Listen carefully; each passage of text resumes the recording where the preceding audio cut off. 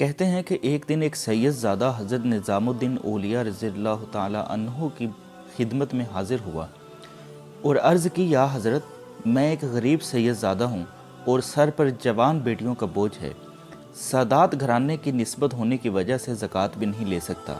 آپ میرے دینی بھائی ہیں اور سید بھی ہیں، آپ میری کچھ مدد کریں۔ آپ نے اس کو عزت و تکریم کے ساتھ بٹھایا اور خادم سے بلا کر کہا کہ آج کوئی نظر و نیاز آئی ہے خانقاہ میں؟ تو خادم نے عرض کی، سیدی ابھی تک تو کوئی نہیں آئی، لیکن جیسے ہی آئی میں آپ کو اطلاع کر دوں گا۔ آپ رحمۃ اللہ تعالیٰ علیہ نے سید زادے کو تسلی دی اور کہا، اللہ پہ بھروسہ کرے، وہ دست غیب سے کوئی نہ کوئی انتظام فرما دے گا۔ مگر 3 دن گزر گئے، کوئی نیاز نہ آئی۔ سید زادہ بھی مایوس ہو گیا کہ اہم باتیں مشہور ہیں، ان کے بارے میں یہاں تو کوئی مدد ہی نہیں ہو سکی۔ ایک دن اس نے اجازت طلب کی، واپسی کی۔ حضرت محبوب الہی کو بہت دکھ ہوا کہ مہمان خالی ہاتھ جا رہا ہے۔ آپ نے اس کو چند پل کے لیے روکا اور اندر سے اپنے نالین لا کر دے دیے اور کہا، بھائی، اس فقیر کے پاس تمہیں دینے کے لیے اپنے جوتوں کے علاوہ کچھ بھی نہیں۔ وہ سید زادہ جوتے لے کر چل پڑا اور سوچنے لگا کہ ان پرانے بوسیدہ جوتوں کا کیا کروں گا۔ حضرت نے اچھا مذاق کیا ہے۔ دوسری طرف کی سنیے کہ سلطان محمد تغلق کسی جنگی مہم سے واپس آ رہا تھا اور حضرت امیر خسرو، جو حضرت نظام الدین اولیاء رحمۃ اللہ تعالیٰ علیہ کے خلیفہ بھی تھے، سلطان کے ساتھ تھے، اور چونکہ آپ ایک قابل قدر شاعر تھے، اس لیے دربار سلطانی میں اہمیت کے حامل تھے۔ آپ نے سلطان کی شان میں قصیدہ کہا تو سلطان نے خوش ہو کر آپ کو 7 لاکھ چیتل سکہ راج الوقت سے نوازا۔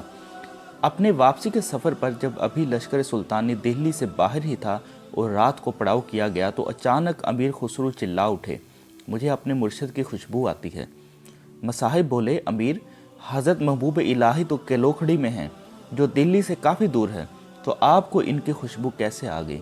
مگر امیر خسرو بے قرار ہو کر باہر نکل پڑے اور خوشبو کا تعاقب کرتے کرتے ایک سرائے تک جا پہنچے، جہاں ایک کمرے میں ایک شخص اپنے سر کے نیچے کچھ رکھ کر سویا ہوا تھا اور خوشبو وہاں سے آ رہی تھی۔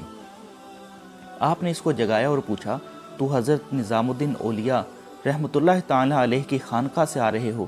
تو وہ آنکھیں ملتا ہوا بولا، ہاں۔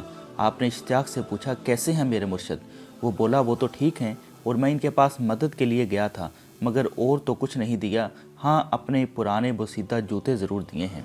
یہ سنتے ہیں امیر خسرو کی حالت غیر ہو گئی اور کہنے لگے، کہاں ہیں میرے مرشد کے نالین؟ تو اس نے کپڑا کھول کر دکھا دیے۔ آپ نے ان کو پکڑا، چوما اور اپنی آنکھوں سے لگایا اور کہنے لگے، کیا تو ان کو بیچے گا؟ اس نے کہا، امیر کیوں مذاق اڑاتے ہو؟ امیر خسرو بولے، مذاق نہیں، میرے پاس اس وقت 7 لاکھ چیتل ہیں، وہ لے لو، مگر میرے مرشد کے نالین مجھے دے دو۔ اگر چاہو تو دہلی چلو، اتنی ہی رقم اور دے دوں گا تمہیں۔ 7 لاکھ چیتل کا سن کر وہ چکرا گیا اور بولا، نہیں، بس میرا تو چند ہزار سے گزارا ہو جائے گا۔ مگر امیر خسرو نے زبردستی اس کو 7 لاکھ چیتل دے دیے اور ساتھ میں سپاہی اور تحریر دے دی تاکہ کوئی اس پر شک نہ کرے۔ اور پھر امیر خسرو اس حالت میں خانقاہ مرشد میں داخل ہوئے کہ جوتے اپنی دستار میں لپیٹ رکھے تھے اور سر پر رکھے بڑے چلے آ رہے تھے اور زاروں کے تار روح رہے تھے۔ حضرت نظام الدین اولیاء رحمۃ اللہ تعالیٰ علیہ نے مسکراتے ہوئے پوچھا، خسرو، ہمارے لیے کیا لائے ہو؟ امیر نے جواب دیا، سیدی، آپ کے نالین لایا ہوں۔ کتنے میں خریدے؟ حضرت نظام الدین اولیاء نے استفسار کیا۔ 7 لاکھ چیتل، امیر نے جواباً عرض کی۔ بہت ارزاں لائے ہو۔ محبوب الہی مسکراتے ہوئے بولے، جی سیدی، 7 لاکھ چیتل تو بہت کم ہے، اگر وہ سید زادہ میری جان بھی مانگتا تو جان دے کر نالین مرشد حاصل کر لیتا۔ یہ تھی ان کی اپنے مرشد سے محبت اور حضرت نظام الدین اولیاء رحمۃ اللہ تعالیٰ علیہ کا مقام معرفت، جس کی وجہ سے ان کو محبوب الہی کہا جاتا ہے۔ جو سر پہ رکھنے کو مل جائے نالین پاک ہے حضور، تو پھر ہم کہیں گے، ہاں تاجدار ہم بھی ہیں۔ جب حضرت نظام الدین اولیاء کے نالین کی اتنی قیمت اور وقت ہے تو میرے آقا صلی اللہ علیہ وآلہ وسلم کے نالین پاک کے شہنشاہوں کے تاجوں سے بھی برتر ہیں۔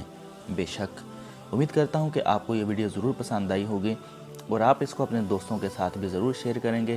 اللہ پاک میرا اور آپ سب کا حامی و ناصر ہو۔ اللہ حافظ۔